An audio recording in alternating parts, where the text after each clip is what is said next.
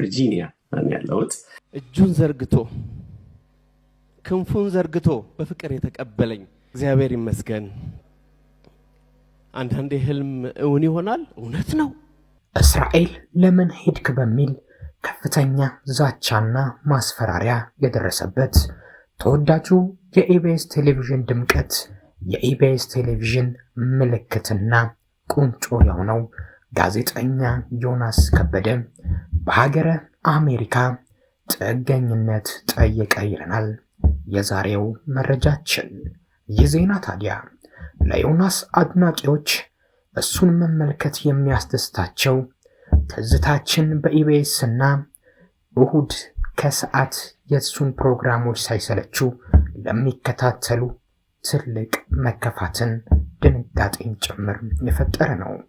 ለኢትዮጵያ ሚዲያ መጥፎ የሚባል ዜና ነው።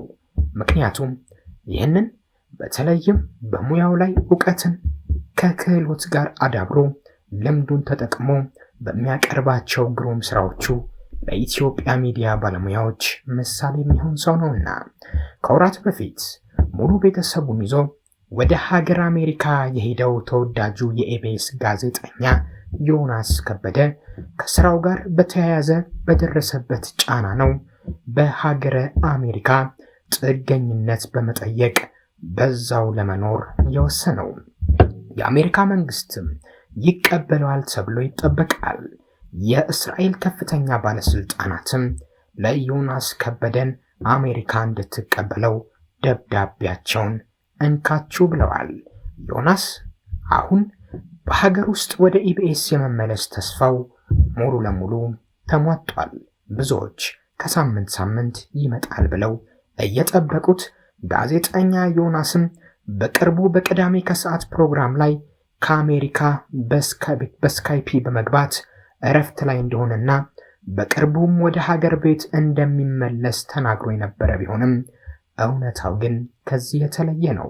የቅዳሜ ከሰዓት ድምቀት እሁድም በኢቢኤስ ደግሞ ችግር ሲገጥመው ክፍተት ሲታይበት እየገባ ዋዛ መልክ ጣዕም የሚሰጠው ዮናስ ከበደ ትዝታችን በኢቢኤስ የተሰኘው በግሉ የሚያዘጋጀው ዝግጅትም በርካቶች የሚመለከቱት በርካቶች ሰፈራቸው ላይ የደረሰ የበርካቶች አካባቢ መንደርና ታሪክ ሳይቀር ወደ ህዝብ እንዲደረስ ያደረገበት ነው። ዮናስ ከበደ ባለፈው ህዳር ወር ከተለያዩ የመገናኛ ብዙሃን ተወጣተው በእስራኤል የውጭ ጉዳይ ሚኒስትር ጋባዥነት ወደ እስራኤል ከተጓዙ ጋዜጠኞች መካከል አንዱ ከሆነ በኋላ በህይወቱ እጅጉን ከባዱን ጊዜ እያሳለፈ ይገኛል።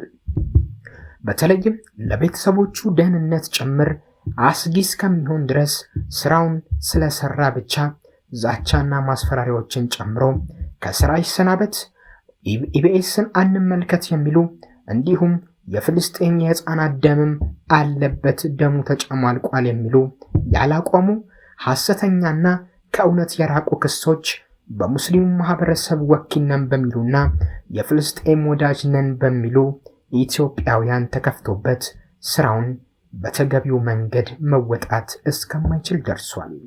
በዚህም ምክንያት ዮናስ በነበረው አሜሪካ የመሄድ እድል ጥቂት ቤተሰቦቹን ይዞ ከዚህ በመራቅ ወደ ሀገር አሜሪካ አቅንቶ ነገሮች እስከሚረጋጉ ራቅ ብሎ መቆየትን መርጦ ነበር። በቲክቶክ ገጹም ግን የሚያስተላልፋቸው በዘፈን እንዲሁም በመዝሙር ሊነግረን የሚፈልጋቸው መልእክቶች ብዙ ነበሩ። ነገሮች ሲረጋጉ ተመልሶ ወደ ሀገሩ በመምጣት የሚወደውን ስራ ለመቀጠል አስቦ የነበረው ዮናስ አሁን ግን እዛው አሜሪካን ሀገር ጥገኝነት ጠይቆ በዛው ጠቅሎ ለመኖር ወስኖ የአሜሪካ መንግስትን ጥገኝነት ጠይቋል። ይህ ተቃውሞ የተበራከተበት ጋዜጠኛ ዮናስ ከበደ ከጉብኝቱ በኋላ ከሰራው ፕሮግራም ጋር በተያያዘ በአልጄዚራ ቴሌቪዥን ለጥቃት የሚያጋልጥ ዘገባ እንደተሰራበት ይታወሳል።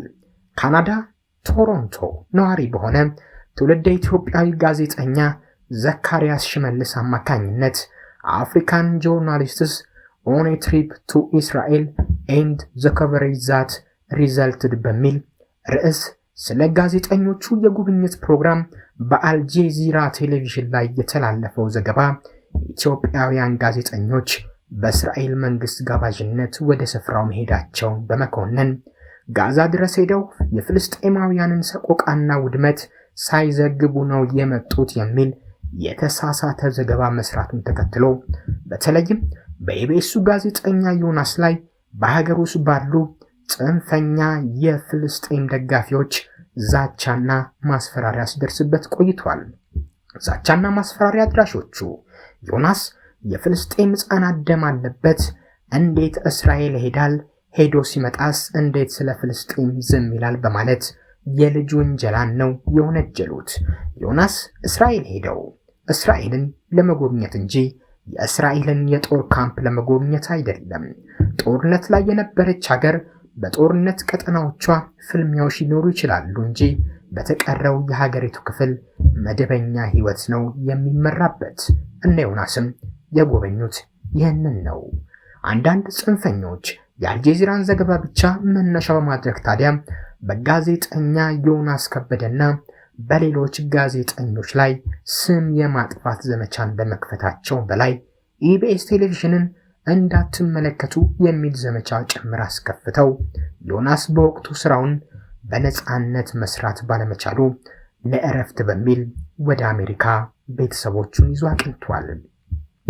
ጋዜጠኛ ዮናስ ይህንኑ ዛቻና ማስፈራሪያ በአዲስ አበባ ለሚገኘው የእስራኤል ኤምባሲና ለእስራኤል የውጭ ጉዳይ ሚኒስትር ያሳወቀ ሲሆን ወደ አሜሪካ ከገባም በኋላም ከለላ ማግኘት የሚችልበትን ሁኔታ በማፈላለግ የጥገኝነት ጥያቄ ማመልከቻውን አስገብቷል።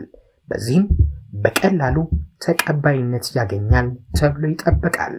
በኢትዮጵያ ቆይታው በስልክ፣ በኢሜል፣ በሶሻል ሚዲያ እና በአካል ጭምር ዛቻና ማጥላላት ይፈጸምበት የነበረው ጋዜጠኛ ዮናስ በእስራኤል ቆይታው ቃለ ምልልስ ያደረገላቸው ትውልደ ኢትዮጵያዊት የእስራኤል ፓርላማ አባል ጸጋ መላኩ የድጋፍ ደብዳቤ ያስገኘለት ሲሆን ወይም የሰጡት ሲሆን በመጪዎቹ ጥቂት ሳምንታት የፓርላማ አባል የድጋፍ ደብዳቤ አሜሪካ ስቴት ዲፓርትመንት ይደርሳል። ደብዳቤውም ተቀባይነት ካገኘ በጥቂት ጊዜያት የተቀሩት ሙሉ ቤተሰቦቹን ወደ አሜሪካ የመውሰድ እድል ጭምር ይኖረዋል። ጋዜጠኛ ዮናስ በቅርቡ በቅዳሜ ከሰዓት ፕሮግራም ላይ ከአሜሪካ በስካይፕ ገብቶ እረፍት ላይ እንደሆነና በቅርቡም ወደ ሀገር ቤት እንደሚመለስ የተናገረ ቢሆንም እውነታው ግን ከዚህ የተለየ ነው። ምናልባት ኢቢኤስ ቴሌቪዥን ከዚያው ከሲልቨር ስፕሪንግ ከጥቂት ወራት በኋላ ለሚጀምራቸው አዳዲስ ፕሮግራሞች ዮናስ በአቅራቢነት ለመስራት ቅድመ ዝግጅት እያደረገ ነው። ሆኖም የአሜሪካ የጥገኝነት ጥያቄውን ተቀባይነት አግኝቶ የሥራ ፈቃድ እስከሚያገኝ ጊዜ ድረስ ታክስ በሚያስከፍሉ ህጋዊ ስራዎች ላይ መሰማራት ስለማይችል ውሳኔውን እየተጠባበቀ ነው። በእንደዚህ ከዚህ ግባ በማይባሉ እውነትን ባልያዙ ተቃውሞችና የጥላቻ ድርጊቶች ብዙዎች እንጀራቸውን ያጣሉ፣ ሰላማቸውን ተረጋግቶ የመኖር ከባቢያቸውንም ይነፈጋሉ። ዮናስ ላይም የደረሰው ይህ ነው። እስራኤል በመሄዱ ብቻ ከጽንፈኛ ፍልስጤምን እንደግፋለን ከሚል ኢትዮጵያውያን በደረሰበት ዛቻና ማስፈራሪያ ከሀገር ውጭ በመውጣት በሀገር አሜሪካ ጥገኝነት ለመጠየቅ ተገዷል።